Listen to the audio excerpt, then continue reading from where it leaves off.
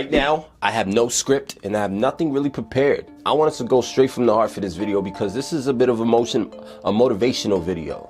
Because ultimately, I want to get into exactly how to deal with insecurity as a man. Because truthfully, in this life, we're all going to have advantages and we're all going to have disadvantages. For example, I have cool hair because I'm Asian. But at the same time, I also have other disadvantages. You know, maybe I'm not super tall or something like that. You may be short.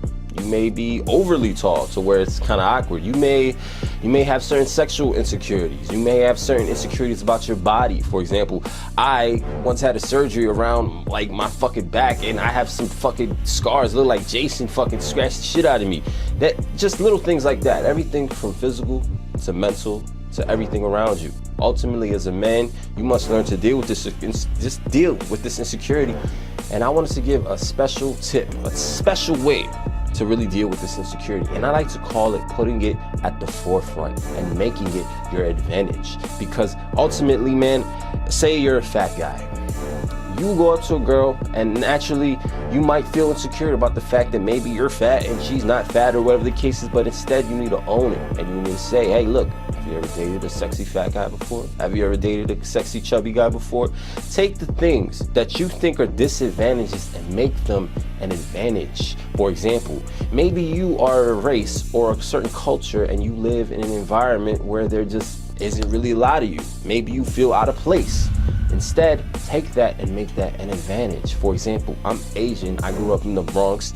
I'm half Chinese, I'm half Puerto Rican. There's a lot of Puerto Ricans in the Bronx, but there isn't as many Asians. And if you look at me, let's be honest, you probably just think I was Asian. So a lot of the times, I would take that which was given a lot of shit to me from people, and I made it an advantage. So when I'm talking to girls, when I'm talking to people, I let them know. I tell a girl, hey, I think you look really sexy in a kipao. And she's like, what the fuck is a kipao? A kipao is a sexy Asian Chinese dress. Now, I'm taking something that originally people had this very limited perspective on, and I'm completely switching it. For example, maybe you're in a fucking wheelchair.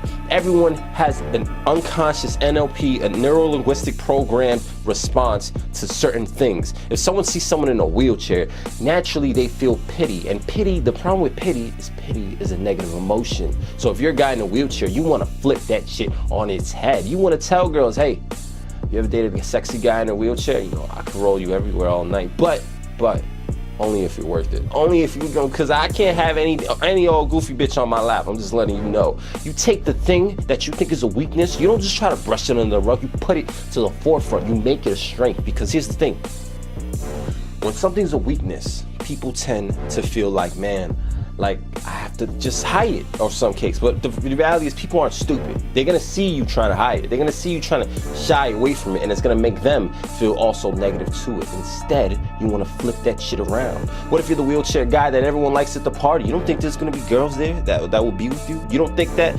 Seriously, I'm telling you, man, people and women especially are very energetic. They're not quite as logically cutthroat as males can be at times. Your character, your personality, how people respond to you based on your character and personality means a lot more. And it means a lot more than what you think it means. Another example could be like if you're short and you meet a girl who's tall, you know, you might want to seize her on being tall. You might want to say that she's tall as shit and make it seem like your shit is the most popping thing available, the most popping thing around. Because ultimately, women, they'll buy into your reality. If you look at them with real, especially, here's another bonus tip you can do, because girls tend to shame each other, and it's a nice little manipulation tool, and ironically, you know, coincidentally, it also works on them as well. So if you go up to a girl and you're like, have you ever dated a sexy guy in a wheelchair, and you're in a wheelchair? Most girls are gonna be saying no, but a lot of times chicks, they wanna appear moral. So they will say like, oh no, I'm not racist. And it's like, oh, okay, cool.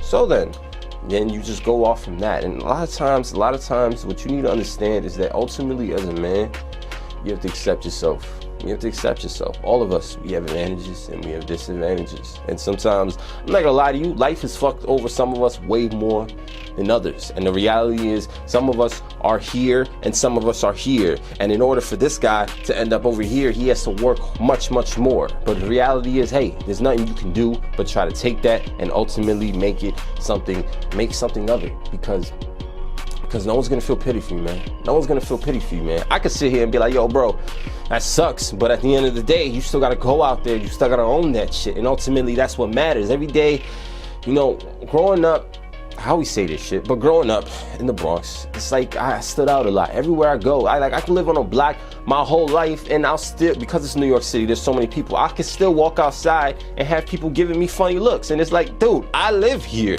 This is my neighborhood. I am the Bronx, let alone from the Bronx. I am the Bronx. What do you mean? Yet people could look at me and give me a funny look. But the reality is, I'm out here and I own it. And the moment you own it, people kind of, they give you that, there's that little look of like, oh shit, okay. And then they respect it because they realize, oh shit, you're a real person. They had this image that maybe since you're super short, you're sensitive about it, or maybe since you're this, you're sensitive about it, or maybe because you're in a wheelchair, or maybe because you're shy, or whatever the case is. Maybe they think that you're gonna be a certain way, and instead you take that weakness and you turn it into your fucking advantage. Say you're fucking albino. There's people out there who are fucking albino. For example, you could be like, hey, have you ever dated a true light skin? I'm a true light skin. You know what I mean? Like, I'm joking, but I'm not joking. Because at the end of the day, if you don't laugh about shit, humor, laughter, accepting shit is the best thing you can fucking do. Taking things that you think are weaknesses and turning it into an advantage is the best possible thing you can do. And ultimately looking in the mirror and accepting yourself as a man. That's all you can do. So with that being said, bro, thank you for watching this shit. Is there any insecurities that you have as a man that ultimately you had to overcome in your lifetime, whether it be being too short, being too tall, being fat, being chubby, being shy, being whatever the case is, leave below in the comments. I'd love to read that shit. So with that being said, see you on the other side, pimp. Peace.